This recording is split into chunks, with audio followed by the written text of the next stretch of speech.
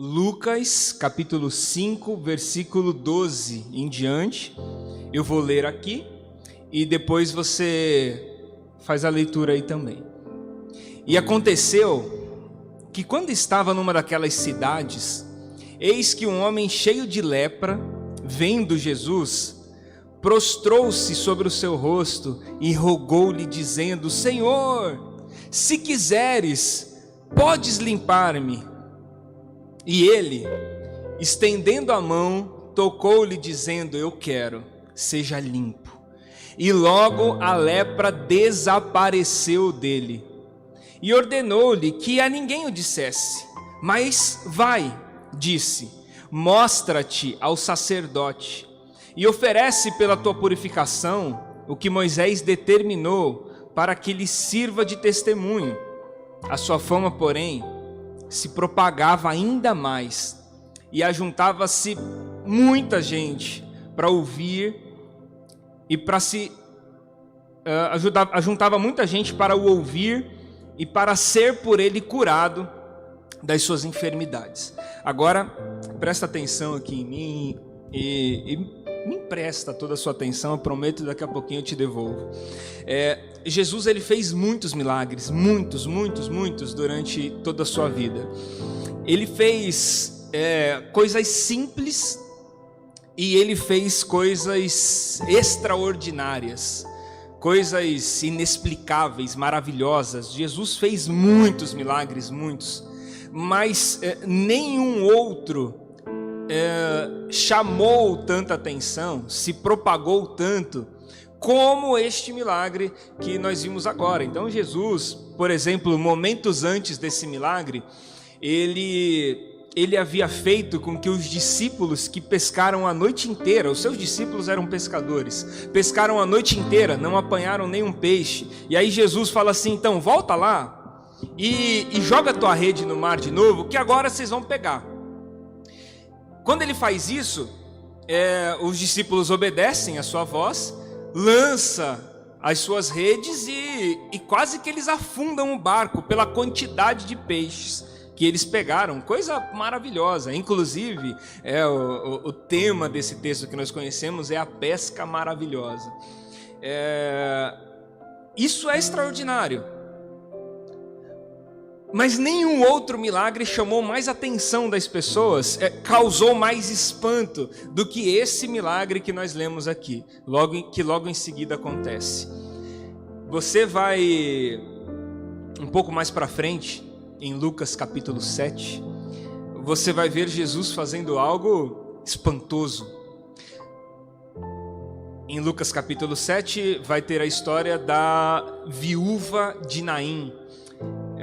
Uma mulher, obviamente viúva, porque acabou de perder o seu marido, e agora ela perde também o seu filho, e eles estão numa procissão, numa cerimônia fúnebre, e ela carrega naquele caixão o seu filho, o seu herdeiro, e também a sua provisão, porque mulheres não eram responsáveis por produzir o próprio sustento. Então, naquele caixão, tinha muito mais do que um filho. Naquele caixão estava a história, a vida daquela mulher. Então, aquele momento era um momento delicado, delicadíssimo, e todos respeitaram à risca o que estava acontecendo. E então, Jesus, no seu caminho, na sua peregrinação, ele aparece diante daquele velório, daquela cerimônia fúnebre. Ele interrompe aquele momento tão sensível, aquele momento tão incomum daquela família, tão íntimo daquela família, daquela mulher. Ele interrompe aquele momento para fazer algo extraordinário. Ele ressuscita o filho dessa pobre viúva. Ele ressuscita o garoto. Ele faz com que o menino se levante do caixão onde ele estava, se assente, e ele entrega o menino conversando. Aquilo foi maravilhoso. Imagina se você vai a um sepultamento, a um velório, e de repente aparece alguém lá e bota a mão na pessoa, no sujeito que está morto, e ele levanta, senta ali aquela mesinha que fica junto com o chá e com os biscoitos, porque não falta chá e biscoito em velório, e ele pega um biscoito, come e começa a tomar chá com você. É inacreditável, é inexplicável. Isso aconteceu, só que isso ainda assim não chamou mais a atenção das pessoas do que esse fato específico de Lucas capítulo 5, Jesus curando um leproso. E eu quero explicar para você por quê. Porque a lepra, ela não era só uma doença contagiosa. A lepra naqueles dias, ela tinha uma conotação espiritual. No entanto, que o leproso, ele não era só um doente, o leproso era um impuro. Ele não estava só enfermo, ele só não padecia de uma doença que era contagiosa, ele era impuro. Ele era proibido de participar de rituais de purificação, ele era proibido de participar de rituais no templo, de professar a sua fé publicamente. Havia uma proibição, porque a lepra era muito mais do que uma doença, era um sujeito impuro. Você vai ver a Bíblia citando muitos exemplos como esse, que acaba sendo como consequência de uma vida pecaminosa, como consequência de uma vida desregrada, a lepra. Então, o sujeito que era leproso, ele tinha que se afastar da cidade, e ele vivia num arraial fora da cidade, que era conhecido como Arraial dos Leprosos, não só porque aquilo era contagioso, mas porque ele estava espiritualmente impuro, impróprio. Ele não tinha condições de participar de algo relacionado a Deus, de algo oferecido a Deus. E ele não poderia oferecer algo para Deus porque o seu pecado ele era tão grande que ele já estava saltando para fora do corpo, em forma de chagas, de feridas. Esse era o extrato. Então, quando esse homem chega diante de Jesus e Jesus o cura, tem muita gente que pergunta, fala, por que Jesus disse para ele, vai, mas não conta para ninguém, vai até o sacerdote, e quando você chegar no sacerdote, diz para ele que você quer fazer um ritual da purificação. Porque o sacerdote, ele era o responsável por certificar, por certificar essa impureza, por certificar esse estado. Então, a lepra, como eu disse, não era só uma doença física, porque o diagnóstico passava também pela mão do sacerdote, não só dos médicos, porque além de doente, agora ele era impuro. Então, Jesus disse para ele assim, vai e não para no caminho, não conversa com ninguém. Não conversa com ninguém porque não adianta você se apresentar para alguém, você tem que se apresentar para um sacerdote. E quando você chegar para um sacerdote, ele vai olhar para você e ele vai inserir você no ritual de purificação, porque agora você não está mais impuro. A impureza dessa doença foi tirada. E qual que é o escândalo disso? O escândalo disso é que esse milagre, especificamente, era um milagre messiânico. Quem poderia realizar esse milagre era o Messias, e apenas o Messias, nenhum outro profeta, porque o profeta poderia invocar o poder de Deus para que fosse curado alguma enfermidade. O profeta poderia invocar o poder de Deus para que algo extraordinário acontecesse. Mas, para que alguém fosse curado de uma lepra, era necessário muito mais do que a invocação do poder de Deus para se curar uma enfermidade. Era necessário perdoar-lhe os seus pecados. Havia uma necessidade de que ele fosse perdoado, porque a lepra era muito mais do que uma enfermidade, era também uma associação à impureza. Então, para que ele fosse curado, ele precisava ser perdoado. E quem perdoa pecados? Bom, quem perdoa pecados é o Messias. Então, o Messias é o único que pode curar a lepra de alguém. Ele é o único que pode fazer isso, porque muito mais do que uma cura, ele também está lhe concedendo perdão de pecados. Então, quando Jesus diz, vai e diga para os sacerdotes, se apresente aos sacerdotes, é porque os sacerdotes naquela época, eles eram responsáveis também por saber, por colocar à prova aqueles que se diziam Messias, aqueles que se intitulavam Messias.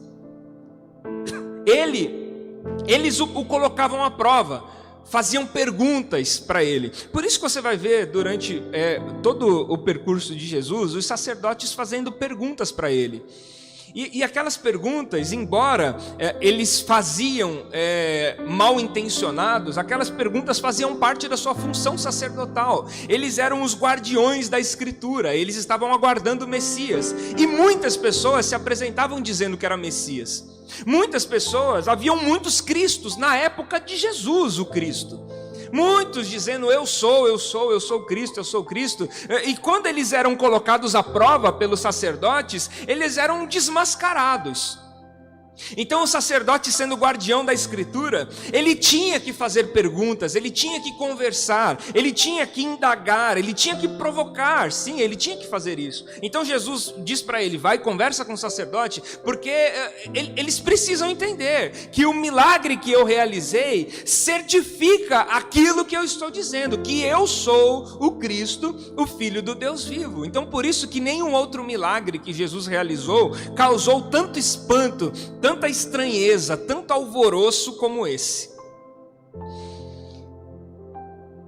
Só que aí tem um detalhe nesse texto, e é um detalhe muito importante. Quem escreve esse episódio, quem escreve isso é o evangelista Lucas. Diferente de Mateus, que era cobrador de impostos, diferente de João, que era pescador, diferente dos outros evangelistas, o Lucas, ele tinha um trabalho, uma profissão científica, detalhista. O Lucas era médico, e eu acredito que é exatamente por ser médico que ele cita esse detalhe extremamente importante no texto. O leproso se apresenta diante de Jesus, se mostra diante dele e diz assim, Senhor, se o Senhor quiser, eu posso ficar curado agora. Agora mesmo. Aquilo era uma deixa. A bola veio pingando. Bastava Jesus dizer, eu quero, pode ficar, fica curado. E imediatamente ele ia ficar curado, e acabou. Ou você acha que Jesus não teria poder nas suas palavras para fazer isso? Tem um episódio da peregrinação de Jesus, em que um homem chega diante dele, um centurião romano, e ele diz, Senhor, a minha filha está em casa, miseravelmente doente. E Jesus diz, não, eu vou para a tua casa, eu vou lá com você, eu vou visitar a tua filha. Ele diz, não, Senhor, não precisa visitar a minha filha, basta uma palavra sua e a minha filha sarará. A minha filha será curada onde ela estiver. Não há necessidade que o Senhor vá até lá, basta uma palavra para que ela fique boa. Então nós já experimentamos e sabemos que uma única palavra de Jesus cura. Uma única palavra é fundamental, ela é necessária, ela traz sobre si o poder de Deus, curador, transformador. Então, uma palavra de Jesus para aquele homem resolveria o seu problema. Uma palavra o limparia da sua lepra. Só que ao invés de dizer para esse homem uma palavra, mesmo sendo provocado para dizer essa palavra, Jesus toca-lhe. Esse é o detalhe que o Lucas vai contar.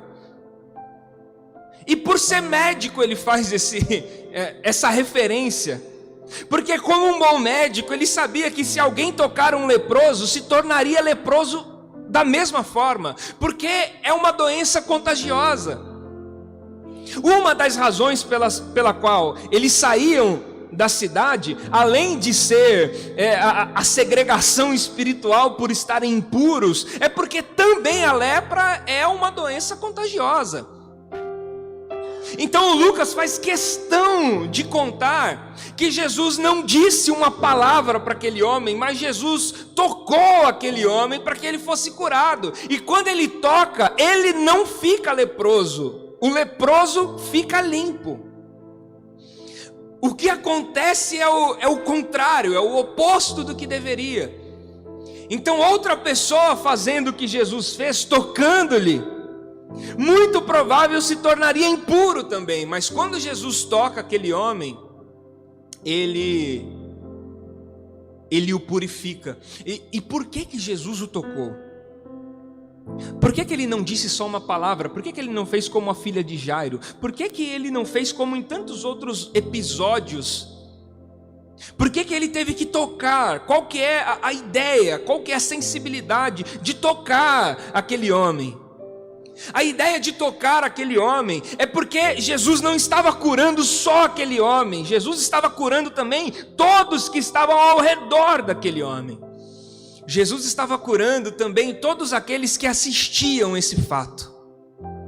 Todos aqueles que assistiam esse mover, todos aqueles que assistiam o que estava acontecendo, que viam esse milagre. Jesus não curava só aquele homem, Jesus curava a todos, ensinando-lhes a não segregação, ensinando-lhes o amor, a empatia, o poder do toque,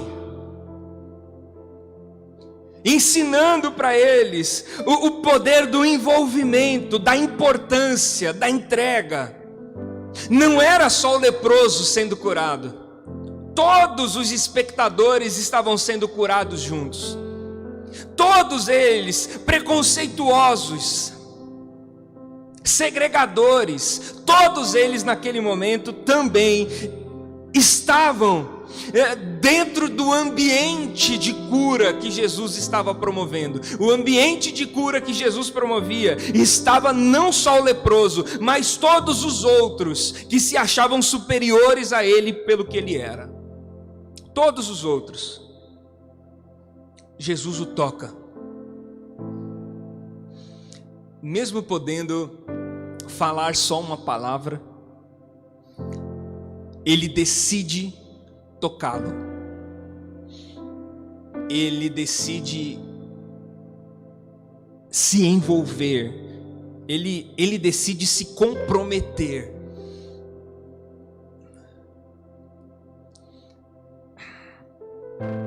Ele vai além do que qualquer outra pessoa no lugar dele, tendo o poder de curá-lo, faria. Quando Jesus toca, ele se compromete. Ele se envolve com aquilo. Ele se envolve com aquele homem, devolvendo para ele a sua dignidade, devolvendo para ele a sua consciência, inserindo aquele homem outra vez dentro do contexto da vida e das relações. Porque se não é Jesus tocá-lo, eu duvido quem seria o próximo a fazer. Curou mesmo? Será que curou mesmo? E será que curou até quando? Quanto tempo será que vai durar esse negócio? Poxa, é verdade, ele tinha ferida, sumiu, mas será que não vai voltar? Será que curou assim só na pele? Ele continua ainda com aquele contágio por dentro? E agora, a gente toca, não toca? Recebe ele de volta, não recebe? Insere ele na cidade, não insere? Deixa ele entrar no templo, não deixa? E agora? Não, problema resolvido. Jesus foi o primeiro. Ele tomou a iniciativa, foi lá e tocou-lhe.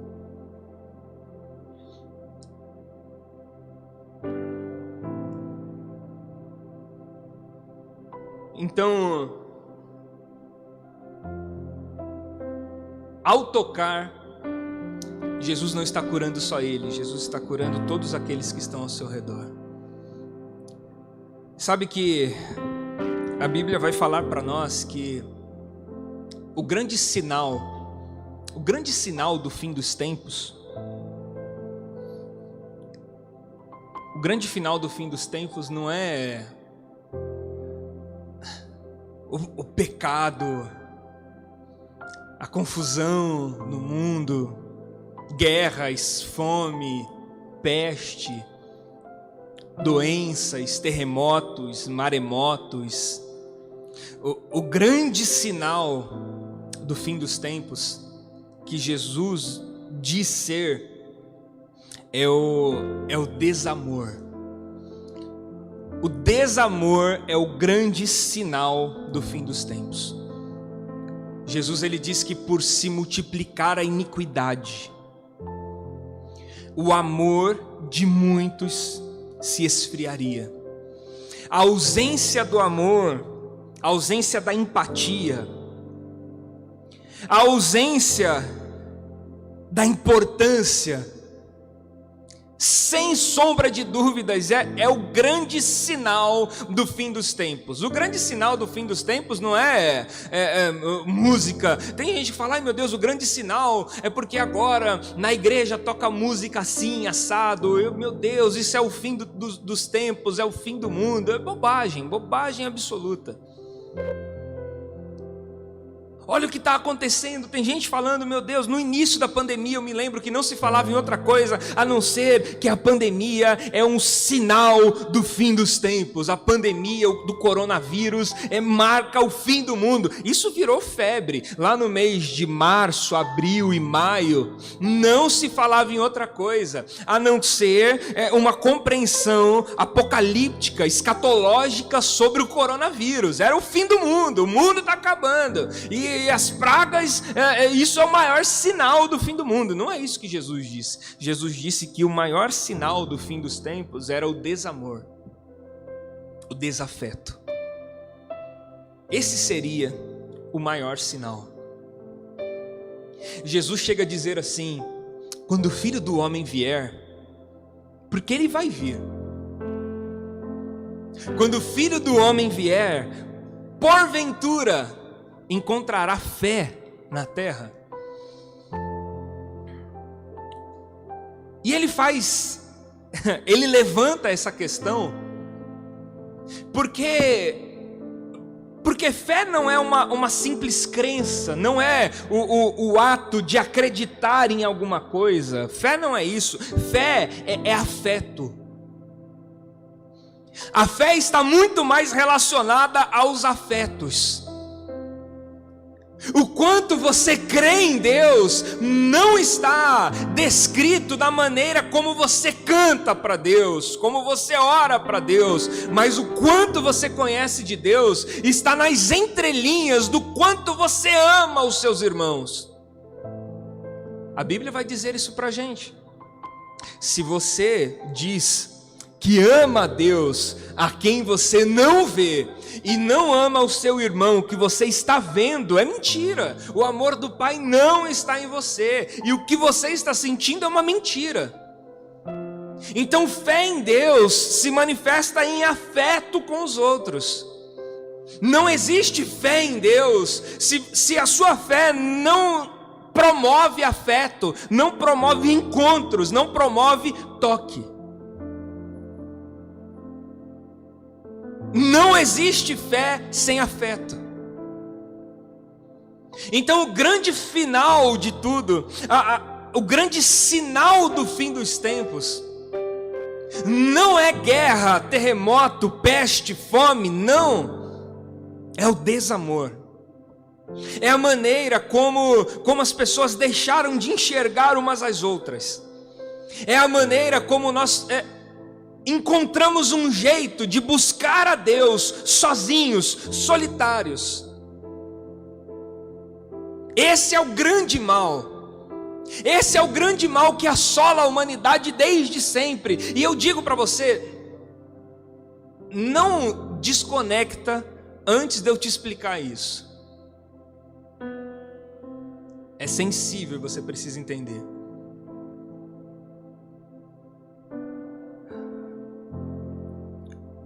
O grande mal que assola o ser humano faz isso antes do pecado,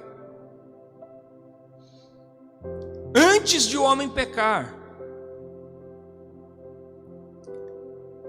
Deus disse no Éden: não é bom que o homem esteja só.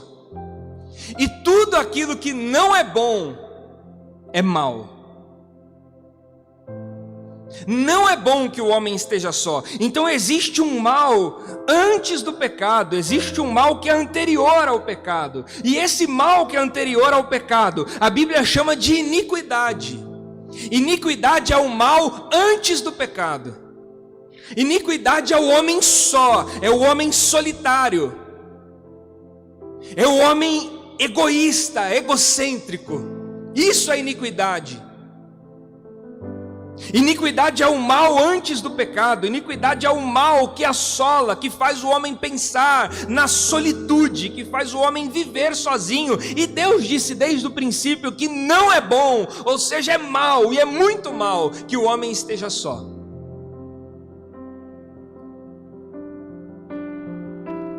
É muito mal que o homem esteja só. Isso é a iniquidade. A iniquidade é um homem egoísta, egocêntrico. É por isso que você vai ver o apóstolo Paulo dizendo que nos últimos instantes as pessoas terão como deuses o seu próprio ventre, o seu próprio estômago. E por que o seu próprio estômago? Porque é um Deus que supre os seus apetites, as suas necessidades. É um Deus que supre as suas carências. Porque há uma preocupação generalizada consigo. Somente com você mesmo, com as suas demandas, os seus problemas, as suas coisas, a sua vida, as suas dificuldades. Como é difícil para você, como é duro para você, como é triste para você. Isso é iniquidade, e a iniquidade se multiplica, e o amor que se esfria, porque quanto mais o homem pensa em si, menos ele pensa no outro. Por se multiplicar a iniquidade, por se multiplicar o senso de direito, de posse, de egoísmo, de egocentrismo, o amor de muitos se esfriará.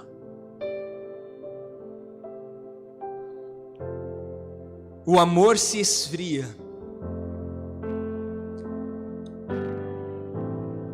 pelo pensamento de posse. Isso é iniquidade. É um mal que assola o homem desde o princípio. Não é bom que o homem esteja só.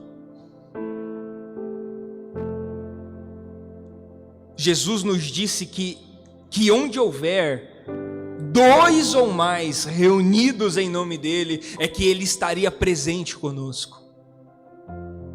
E isso não é um ditado para justificar um culto pouco frequentado.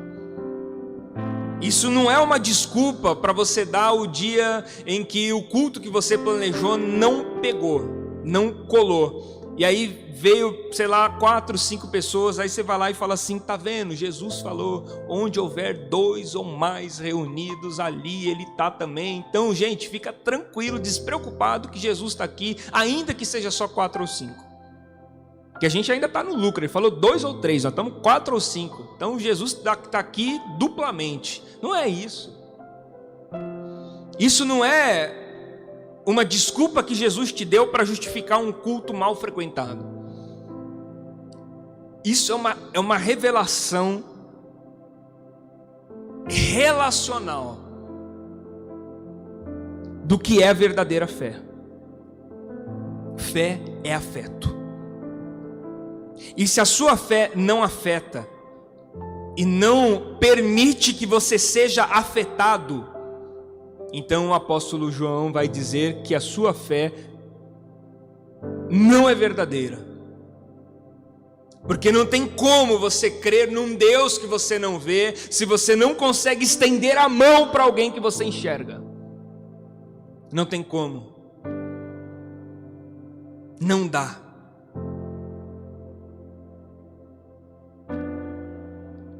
O grande sinal do fim de tudo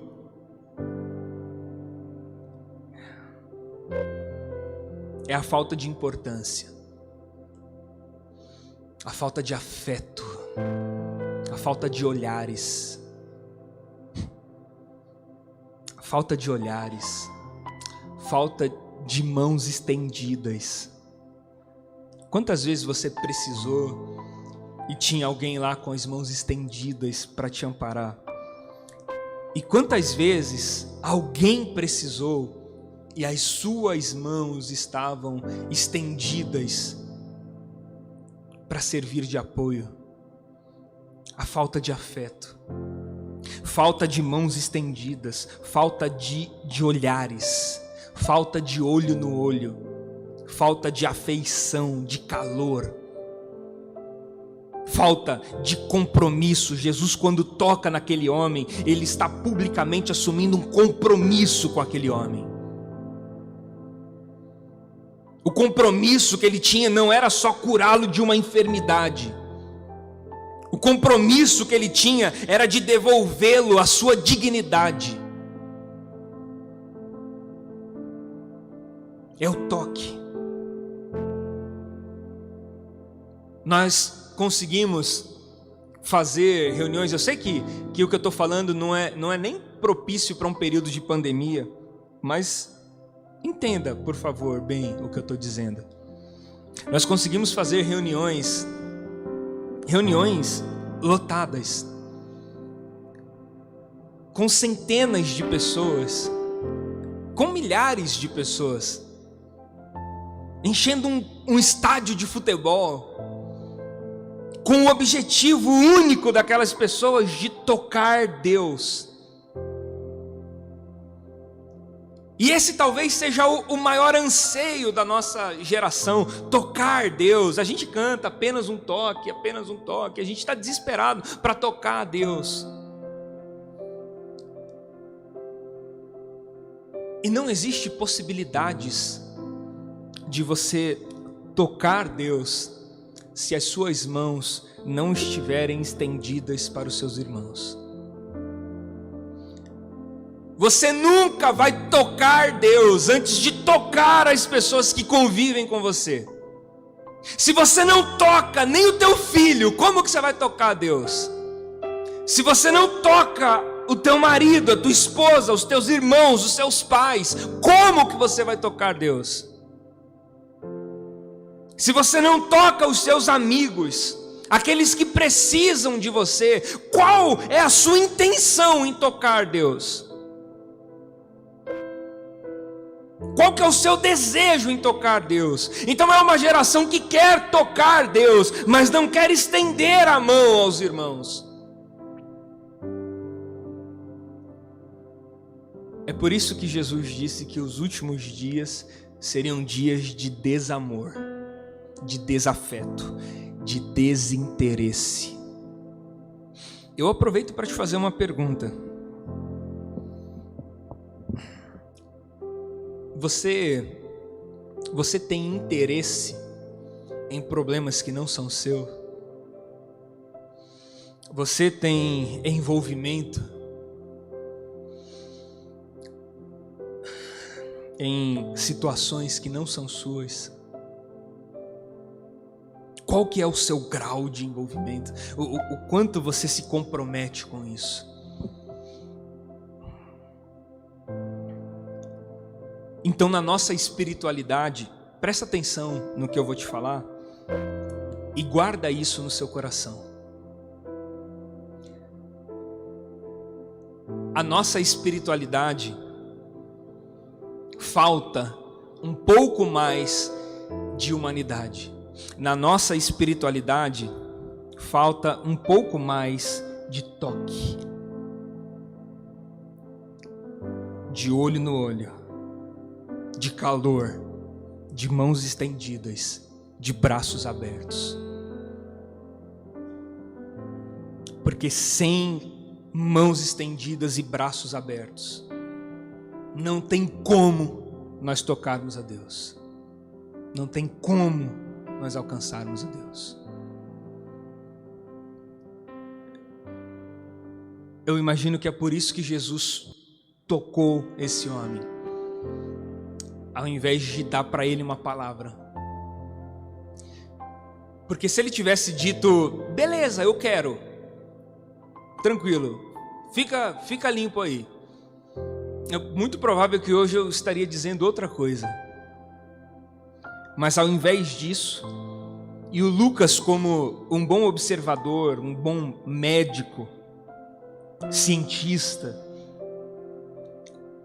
ele narra esse momento num detalhe extremamente importante. Jesus tocou-lhe. Eu vou ler isso com você de novo.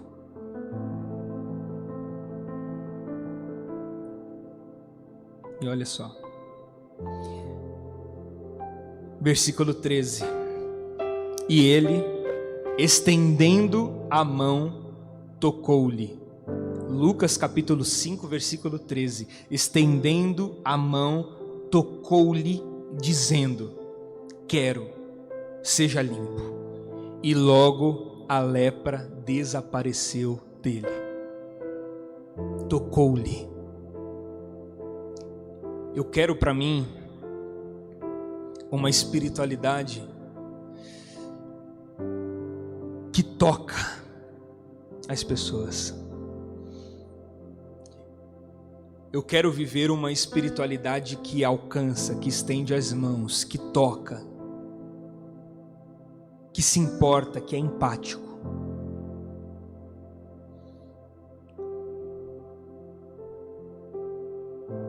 Eu quero viver uma espiritualidade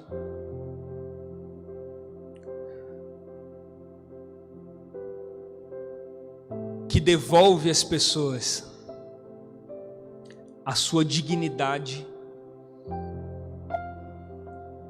o seu calor, a sua vida em todos os aspectos. Jesus, podendo dar uma palavra, decidiu estender a sua mão.